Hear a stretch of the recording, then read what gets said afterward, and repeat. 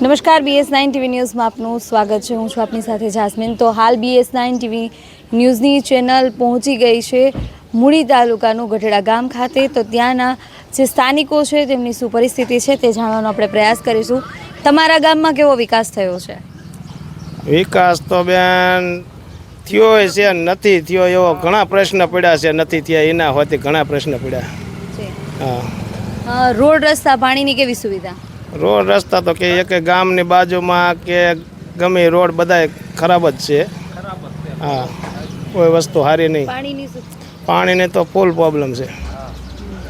અમારે જ્યાં બોર છે ને એ બોરનું પાણી કાયમથી પીવી છે। બહાર કોઈ સરકારી સુવિધા કોઈ આવી જ નથી પાણીની। નળ સે જલની યોજના છે, તમારા ગામમાં પહોંચી છે યોજના? યોજના તો પહોંચી છે પણ એનું પૂરું કામ જ નથી થયું। કામ એને યોજના થઈ છે, કામે ચાલુ છે એનું, પણ જે પૂરું કામ કરવું પડે એ કર્યું નથી। જે 100% જે નળ સે જલની યોજના છે એમાં 100% જે કામ થવું જોઈએ તે નથી થયું, ખાલી કાગળ ઉપર થયું છે, બાકી આમ હા નથી થયું। પણ જે થવાનું હોય ને પૂરું કામ એ નથી થયું। એમ ખેતીને લઈને શું કેવી પરિસ્થિતિ છે કે જે તમે વાવણી કરો છો તેના પૂરતા ભાવ મળે છે? બેન પૂરતા ભાવ મળતા જ નથી। વરિયાળી અમે 1300 રૂપિયાની કિલો લીધી હતી, અત્યારે 700 રૂપિયાની મણ દેવી પડે છે। ખેડૂતની પરિસ્થિતિ છે ને આ મોંઘાઈમાં 700 રૂપિયા મણના એ અમારી પાસે માગે છે, અમારે દઈને આવવું પડે છે। શું કરવું? અમારે ભાગ્યાને તો કંઈ વળતું જ નથી। શેઠિયાની માથે રહેશે ને ભાગ્યાની માથે રહે। પોતાની મજૂરીમાં સારું છે અત્યારે, લો મજૂરી 300 રૂપિયા દાડી આપે અને ગાડીવાળા ભાડું તો એને સારું છે, એને 500 રૂપિયા મળે। ખેડૂતને તો મણના વરિયાળીના 700 રૂપિયા આવેલો, શું કરવાનું? ખેડૂત અને 1300 રૂપિયાની કિલો અમે મંગલમની વરિયાળી ગામવાળાએ લીધી હતી, કિલો વરિયાળી, અત્યારે મણના 700 રૂપિયા આપે। વિચાર કરો આમાં કેમ જીવવું અત્યારે? તમારા ગામમાં આરોગ્ય અને શિક્ષણની કેવી સુવિધા છે? એ કોઈ નથી, સુવિધા જ નથી। જો પાણી આપે, જ્યાં અત્યારે પાણીની બહુ જરૂર નથી તો અત્યારે પાણી આપે। અત્યારે પાણીની અમારે જરૂર જ ન પડે, જરૂર પડે 6મા મહિનામાં તો ત્યાં પાણી ન આપે।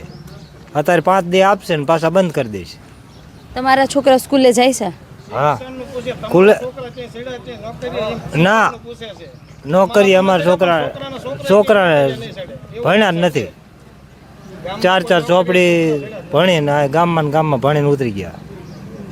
હવે તમારા ઘરમાં કે કોઈ ગામમાં બીમાર પડે છે તો તેને લઈને હોસ્પિટલની દવાખાનાની કેવી સુવિધા છે? એ તો નથી ગામમાં નથી। તો કોઈ બીમાર પડે તો ક્યાં જાય? સુરેન્દ્રનગર જવું પડે, મૂળી જવું પડે, મૂળી અથવા સુરેન્દ્રનગર, અહીંથી કાં 40 કિલોમીટર દૂર જવું પડે કાં 25 કિલોમીટર। બાકી અહીંયા અમારે કોઈ આરોગ્ય દવાખાનું નથી।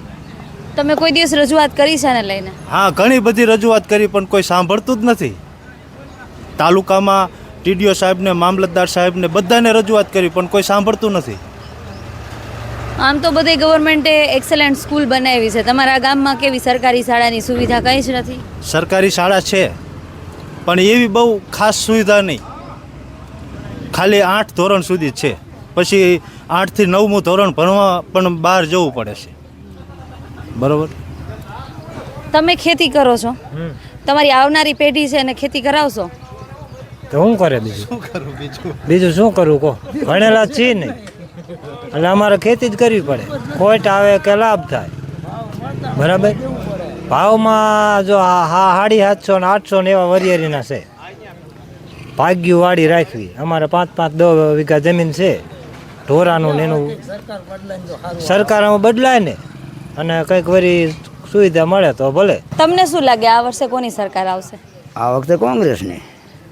અમારે તો બધા કોંગ્રેસમાં જવાના છે। અને ખેડૂત છે ને બધાય સરકાર બદલાવાના મૂડમાં છે। બરોબર? ભાજપ સરકારમાં ખેડૂતને કોઈ પણ એક રૂપિયાનો લાભ નથી। એટલે ખેડૂત, જે કોઈ ખેડૂત છે ને, ખાલી અમારા ગામમાં નહીં, આખા જિલ્લાના ખેડૂત સરકાર બદલાવાના મૂડમાં છે. તો આ હતા ગઢડા ગામના સ્થાનિકો કે જે ખેતીના હોય, રોડ રસ્તાના હોય, શિક્ષણના, આરોગ્યના અનેક મુદ્દાઓથી પીસાઈ રહ્યા છે. સુવિધાઓનો અભાવ જોવા મળી રહ્યો છે. સાથે જ આ વર્ષે આ જે ચૂંટણી આવી રહી છે તેમાં તમામ ખેડૂતોનો એક જ અવાજ છે કે આ વર્ષે તેઓ સરકાર બદલવા તરફ જઈ રહ્યા છે. BS9 TV ન્યૂઝની ટીમ હજુ પણ આવા અનેક જે વિસ્તારો છે, ગ્રામ્ય વિસ્તાર છે, શહેરી વિસ્તારની સમસ્યાઓ લઈને આવી રહ્યું છે. જોતા રહો BS9 TV ન્યૂઝ. નમસ્કાર.